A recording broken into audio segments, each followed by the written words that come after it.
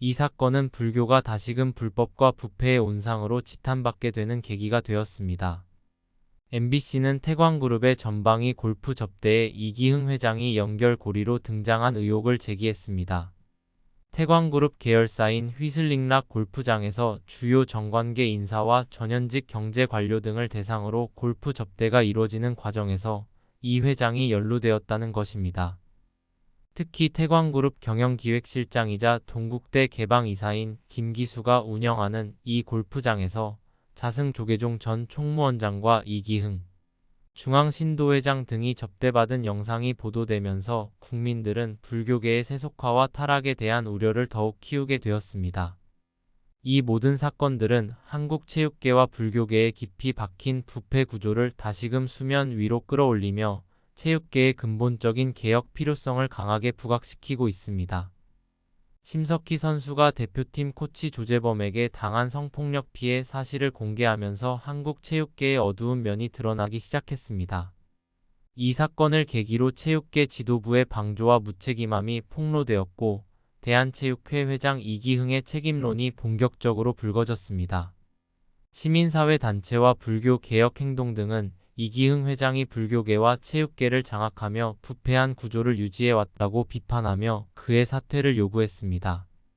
이기흥 회장은 2005년 수자원공사 사장 시절 공사 수주를 빌미로 금품을 수수하고 회사 돈을 횡령한 혐의로 1심에서 5년, 2심에서 4년을 선고받았으나 대법원은 기존 판례를 변경해 그의 변호사법 위반 혐의를 무죄로 파기환송했습니다. 이후 이기흥 회장은 상고를 포기하고 사면되었는데 이는 당시 성완종의 사면과 비슷한 과정으로 이루어졌습니다. 불교계 혁신단체들은 이기흥 회장이 자승 전 총무원장과 긴밀한 관계를 맺으며 불교계를 정치적 로비의 수단으로 활용했다고 지적했습니다.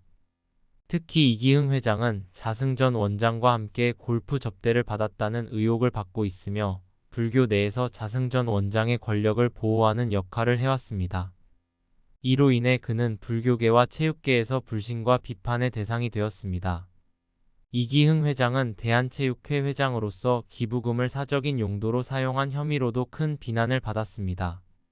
기부금은 선수 지원과 올림픽 같은 중요한 행사에 사용되어야 함에도 불구하고 그는 이를 자신의 욕망을 채우는 데 사용했습니다. 특히 올림픽 참관단에 체육계와 무관한 인물들을 포함시킨 것이 큰 논란을 불러일으켰습니다. 이들은 이기흥의 사적인 네트워크에 속한 인물들로 이들의 참가는 국민의 세금을 낭비한 외유성 출장으로 비판받았습니다. 이기흥 회장의 이러한 행위들은 체육계와 불교계에 대한 국민들의 불신을 심화시켰고 그의 권력은 점차 무너지고 있습니다. 법적, 도덕적 책임을 물어야 한다는 목소리가 커지고 있으며 체육계의 근본적인 개혁이 필요하다는 요구가 높아지고 있습니다. 이기흥 대한체육회 회장이 자신의 권력과 인맥을 이용해 체육회를 사적으로 활용했다는 의혹은 체육계와 사회 전반에 큰 충격을 주고 있습니다. 특히 파리올림픽 참관단 명단에 이기흥 회장의 개인 운전기사와 조계종 관계자들이 포함된 사실이 밝혀지면서 논란은 더욱 커졌습니다. 이기흥 회장의 개인 운전기사가 대한체육회의 직원도 아니고 체육계와도 아무런 관련이 없다는 사실이 드러나자 사람들은 큰 충격을 받았습니다. 이 운전기사는 이기흥 회장이 개인적으로 고용한 인물로 그의 해외 체류 비용은 대한체육회의 예산, 즉 기부금으로 충당되었습니다.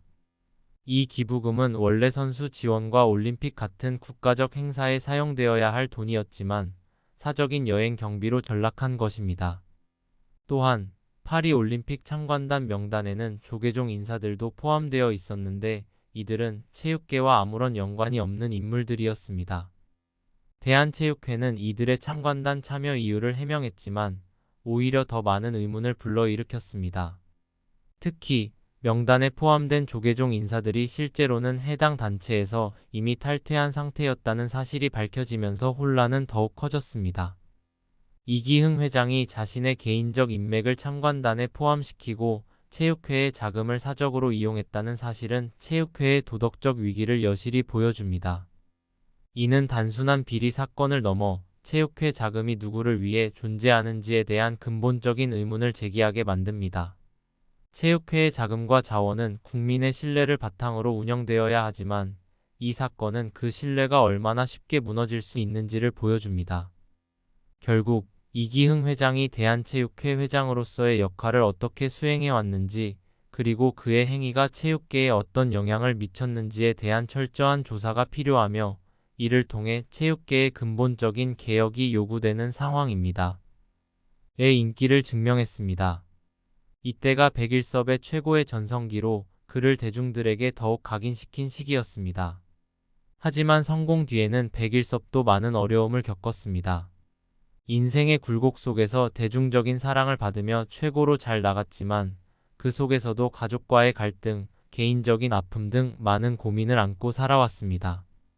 한국 법무부는 이러한 상황에 더욱 단호히 대처하기 위해 불법 체류자 중 범죄 전력이 있는 자들을 영구적으로 추방하고 입국 금지 조치를 취하는 지침을 지난 달부터 시행했습니다. 단 한 달 만에 13만 명의 불법 체류자가 강제 퇴거 조치를 당했으며 그중 대다수는 태국인들이었습니다. 이러한 대규모 퇴거 조치로 인해 태국의 최대 공항인 수원 납품 공항은 일대 혼란에 휩싸였죠. 현재 태국 내에서는 이번 사태를 최대한 조용히 넘기기 위해 정부가 여러 방면으로 노력하고 있지만 국민들의 반한 감정이 여전히 고조된 상황에서 과연 이 문제가 원만하게 해결될 수 있을지 의문입니다. 태국의 최대 일간지로 알려진 타이라의 온라인 탐사팀은 한국 내 불법 체류 문제에 대한 조사와 보도를 이어가고 있습니다. 태국은 한국으로 유입되는 불법 약물의 원산지 1위라는 모습이었습니다. 이번 추석을 맞아 태국은 한국인 관광객들을 기쁘게 하기 위해 만반의 준비를 하고 있다고 합니다. 그러나 과연 한국인들이 태국에 대해 늦은 사죄를 받아들일지 주목되는 상황입니다. 영상을 끝까지 시청해 주셔서 대단히 감사합니다. 구독과 좋아요도 꼭 부탁드립니다. 더 좋은 영상으로 보답하겠습니다. 감사합니다.